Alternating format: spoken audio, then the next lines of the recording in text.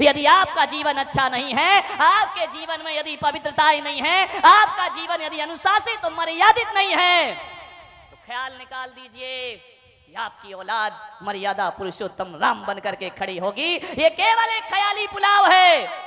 हमें आज के बच्चे इतने होशियार हैं, इतने होशियार हैं कि जो अकल तुम लोगों को 18 साल में आई है, वो अकल बच्चों को 5 साल में आ गई है। ध्यान रखिए, इतनी आज एक्स्ट्रा हो गई है आज की ये जनरेशन, इतनी ज्यादा आधुनिक हो गई है, इतनी ज्यादा आगे बढ़ चुकी है युवा पीढ़ी। मैंने एक बच्चे से पूछा, वही 10 साल का बच्चा होगा, मैंने कहा एक बात बताओ, अपने देश में एक कानून है कि लड़के की शादी की उम्र 21 साल हुआ करती है और लड़की की उम्र 18 साल हुआ करती है। मैंने कहा बच्चे बताओ ऐसा क्या होता है? बड़ा प्रतिभाशाली बच्चा रहा, उसने कहा महाराज बताओ। मैंने कहा हाँ। बोले ऐसा इसलिए होता है। मैंने कहा उसकी उम्र भी 21 साल क्यों नहीं रखी है? बोले इसलिए नहीं रखी कि जो अकल लड़कों को 21 साल में आती है वो अकल लड़कियों को 18 साल में। कितने होशियार बच्चे हो गए मेरे भाई। एक टीचर ने बच्चे से पूछा कि बेटा बताओ पैजामा एक वचन होता है कि बहुवचन होता है? बच्चे ने कहा सर जी ऊपर से एक वचन होता है, नीचे से बहुवचन होता है। बहुत होशियार पीढ़ी हो गई है ये, इतनी होशियार हो गई है। ऐसे ऐसे प्रश्न करते हैं ये बच्चे कि हमारे पास कोई उत्तर। ध्यान रखना, अब इस देश में बुद्धू बच्चे पैदा होना बंद हो चुका है। इस देश में गंवार बच्चों ने पैदा होना बंद कर दिया है। आज बच्चा पैदा होते ही मोबाइल हाथ में ले लेता है, इंटरनेट में जाकर के बैठ जाया करता है, कंप्यूटर। अरे माँ बाप को मोबाइल चलाना नहीं आते हैं। बच्चे से कहते हैं बेटा बच्चा पप्पू इसमें कुछ डाउनलोड कर दे। बच्चा कहता बुद्धू राम तुम्हारी जिंदगी ऐसे ही चली गई। ध्यान, बड़े होशियार हो गए ये बच्चे, बहुत होशियार। इन्हें सिखाने की जरूरत नहीं है, बहुत सोच सीख चुके हैं। एक बच्चे ने पूछा, एक टीचर ने पूछा कि बच्चे जरा ये बताओ कि गंगा कहां से निकलती है और कहां जाके मिलती है? बच्चा बड़ा होशियार था।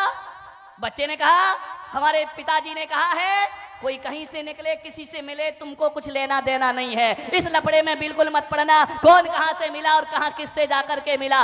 एक बच्चा और था, बोले मैं बताऊं? बोले बताओ। बोले गंगा दोपहर को 12 बजे अपने घर से निकलती है। और कौन बोला? उमेश भिंडी से जाके मिलती है। ध्यान रखिए, विचार करें। यहाँ बहुत होशियार हो गए हैं बच्चे।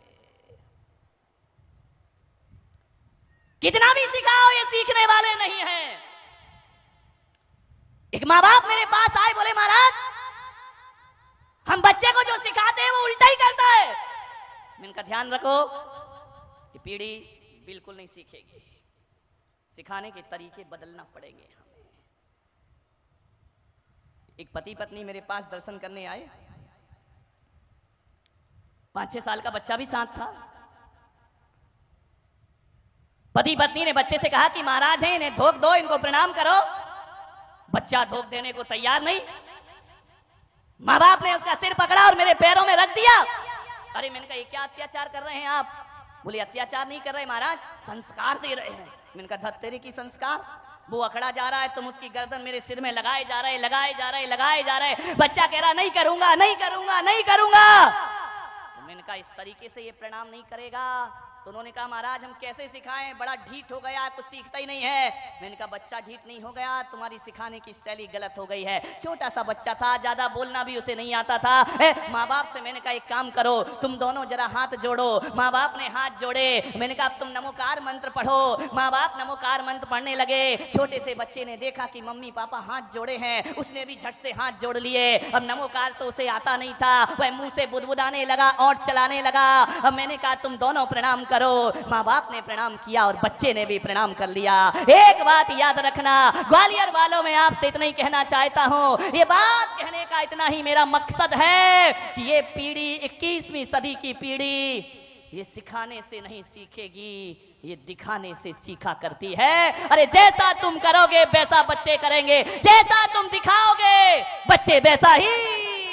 अब सिखाओ मत, इन्हें करके कुछ दिखाइए। यदि आपने दिखा दिया, मालूम है बच्चे कैसे होते हैं? ये जो कैमरा लगाना मेरे सामने, टीवी का कैमरा, कभी छोटे बच्चों को देखना, जो पलंग पे लेटा रहता है वह बोलता कम है, वह देखता ज्यादा है। छोटे बच्चे किसी भी चीज को बड़ी टकटकी लगा करके देखा करते हैं। हमारी पलकें झपक जाएं लेकिन बच्चों की पलकें नहीं झपका करती हैं, बड़ी टकटकी लगा के देखते रहेंगे देखते रहेंगे। आप सोच रहे हैं कि ये देख रहा है, अरे वो देख रहा नहीं, वो इस कैमरे की तरह निगाहें टकटकी लगा करके देख रहा है। और जो जो बच्चा देख रहा है वो उसके दिमाग में रिकॉर्ड होते चले जाता है, और जो जो रिकॉर्ड होता है वही उसका व्यवहार। अभी कैमरा मुझे देख रहा है, बिल्कुल टकटकी लगाए, यहाँ वहां नहीं देख रहा है, और अभी कुछ नहीं बोल रहा, चुपचाप खड़ा है। और जब मैं चुप हो जाऊंगा फिर ये बताएगा कि मैंने कैसा एक्शन किया, मैंने क्या बोला।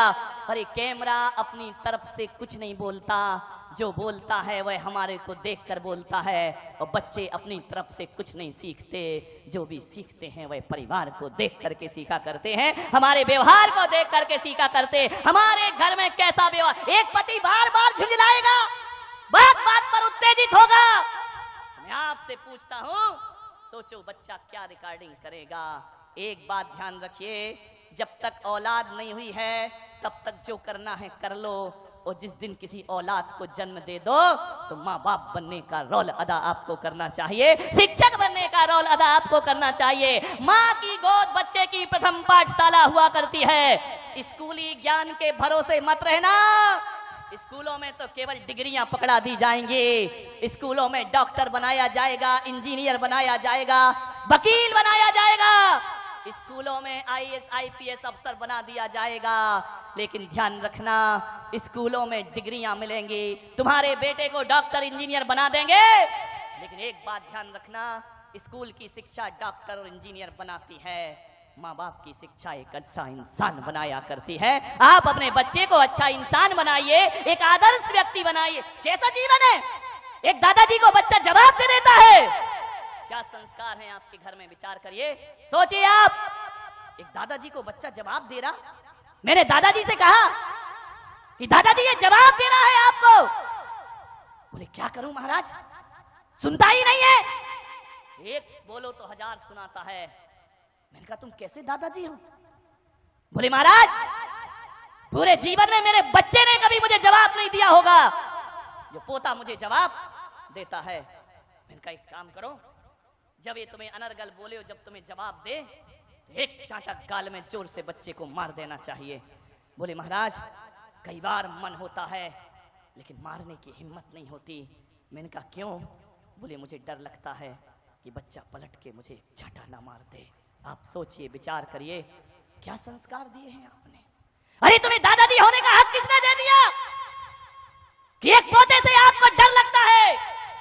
नहीं मेरे भाई, ऐसे बच्चे एक आदर्श व्यक्ति तो नहीं बन सकते हैं। यदि एक दादाजी और एक बाप अपने बच्चे से कुछ कहने में डरता है तो समझना वो ऐसे आत्मघाती संस्कार दे रहा है कि आज बच्चा माँ बाप पर धौंस जमाता है, कल मोहल्ले में जमाएगा, परसों समाज में जमाएगा, और एक दिन तुम्हारा बेटा आदर्शवादी बेटा तो ना बनेगा बल्कि आतंकवादी बेटों में उस बच्चे का नाम शामिल हो जाएगा। आपसे मेरा निवेदन है, इतनी जुर्रत बच्चे की नहीं होना चाहिए कि वह माँ बाप को पलट करके जवाब दे सके। ध्यान रखिए, कैसे होगा ये?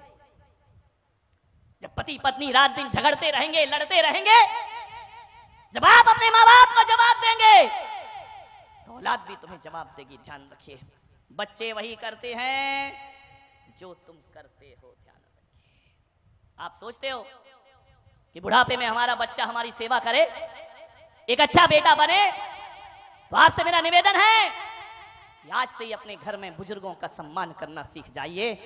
अरे मैं कहता हूं कि अपनी भाषा पर विशेष ध्यान दीजिए। आदमी इतनी अनर्गल भाषा बोलता है कि वह भाषा एक दिन उसकी आदत बन जाती है, और ये आदत ब्लड में जाकर के घुल जाते हैं संस्कार, फिर वही उसकी जिंदगी बन जाती है। आदर्श व्यक्तित्व बनिए, भाषा का एक आदर्श होना चाहिए। ऐसा परिवार बनाओ, ऐसा माहौल बनाए माताएं कि बड़ों से ही आप कहना ना सीखें बल्कि बच्चों से भी आप कह करके बातें करें, बच्चों में भी जी लगा करके बातें करें। अरे बच्चों की बात तो छोड़ो, मैं तो कहता हूं कि तुम्हारे घर में जो नौकर रहता है ना, उससे भी इज्जत से पेश आइए। इज्जत से पेश आएंगे ना तो नौकर ये नहीं कहेगा कि हर साल मेरी तनख्वाह बढ़ाओ। यदि सम्मान दोगे तो उतनी तनख्वाह में भी आनंद के साथ जी लेगा, आपकी इज्जत करेगा, आपका सत्कार करेगा। इज्जत से पेश आइए, ऐसे शब्द ना बोले।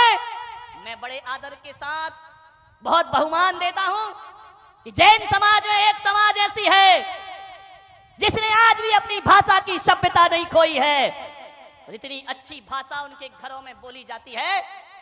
मैं कोई पक्षपात नहीं कर रहा हूं, मैं पूरे देश में घूमा करता हूं, लेकिन कह सकता हूं कि जैन समाज में खंडेलवाल जैन समाज वो समाज है जहां बोली में आदर्श हुआ करता है, बोली में सभ्यता हुआ करती है। अरे बड़े तो बड़े, वहां तो साफ लगा करके बात की जाती है, वहां तो अच्छे शब्द बोले जाते हैं, वहां काका जी नहीं कहा जाता है, काका साहेब कह करके बुलाया जाता है। और तो और वहां ऐसा कल्चर है, उनकी ऐसी संस्कृति है, ऐसी पढ़ी लिखी समाज है कि ड्राइवर को भी ड्राइवर कह के नहीं बुलाते हैं, उसे भी ड्राइवर जी कह करके आवाज दिया करते हैं। ये सभ्यताएं सीखिए। आप कैसा बोलते हैं अपने घर में? इज्जत से बोलेंगे तो बच्चा भी इज्जत से बोलेगा, ध्यान रखिए। मान्यवर, किसी आदमी को क्या चाहिए? दो मीठे शब्द चाहिए। और क्या चाहिए? तुम्हारे घर कोई आ जाए, मैं कहता हूं चाय फीकी हो तो चल जाएगी, लेकिन आदमी की वाणी बड़ी मीठी होना चाहिए। मीठी वाणी होगी, वाणी अंतरंग का दर्पण हुआ करती है। आप जिन शब्दों का प्रयोग करते हैं उससे आपके स्तर का पता चलता है। जिन भाषा का आप प्रयोग करते हैं उससे आपके चिंतन का पता चलता है। यदि आप असभ्यता भरी बातें बोलते हैं तो समझ लीजिए कि हमारा स्तर बहुत गिरा हुआ स्तर है। अच्छी भाषा का प्रयोग करिए। नौकर से भी आप कहकर और जी लगाकर बात करना सीखिए। यह है बच्चों की परवरिश करना। मान्यवर, सोचना है आपको। एक दो दिन अटपटा लगेगा जिन घरों में आदत नहीं है अच्छे से बोलने की। अब एक दो दिन यदि आप कहोगे बच्चों से तो बड़ा अटपटा लगेगा कि हम क्या बोल रहे हैं, ऐसा लगेगा, हंसी भी आएगी। लेकिन आप इस हंसी से मत घबराएं। 2-4 दिन बुरा लगता है और एक दिन यही शब्द हमारे जीवन की आदत बन जाया करते हैं। और आज जो बुरा लग रहा है, 2 लोग घर के हंसेंगे, कोई बात नहीं है, लेकिन कल जो हंसने वाले हैं वही तुम्हारा आदर्श व्यक्तियों में नाम लेंगे, वही तुम्हें इज्जत से बात करेंगे। इसलिए कभी भी राजस्थान में, मारवाड़ में आप जाइए, जोधपुर में जाइए, वहां तो मेरे भाई गाली भी बड़ी अदब से दी जाती है। वहां कुत्ते को कुत्ता नहीं कहा जाता, वहां कुत्ता सा कह करके बुलाया जाता है। गाली भी देना है। कोई आ जाए मेहमान तो कहा जाता है पधारो सा, और जाता है तो कहा जाता है पधारो सा। कोई नहीं कहता कि अब आप जाइए। विचार करिए आप, भाषा में सभ्यता होना चाहिए। सभ्य भाषा होगी। जब तक आदमी नहीं बोल रहा है तब तक उसके प्रति आप कोई आकलन नहीं कर सकते हैं। और जिस दिन आदमी बोल पड़ता है पता चलता है कि कितने गहरे पानी में आदमी जिया करता है। अच्छी भाषा का प्रयोग करिए, बेहतरीन शब्दों का चयन करिए अपने जीवन में। यदि बच्चों को अच्छी परवरिश देना है, ध्यान रखिए, आपकी जिम्मेदारी है। एक बात याद रखना, एक विद्यालय बनाना बहुत आसान काम है। 100 स्कूल बनाना आसान काम है, ये कोई बहुत बड़ा काम नहीं होता है। 100 विद्यालय बनाना कोई बहुत बड़ी बात नहीं है, लेकिन एक बच्चे को अच्छे संस्कार देना ये 100 विद्यालय से बढ़कर भी मेहनत का काम हुआ करता है। 100 स्कूल से भी बड़ा काम हुआ करता है। मंदिर बनाना आसान है, लेकिन एक व्यक्ति को इंसान बनाना बहुत कठिन काम हुआ करता है। ध्यान रखिए।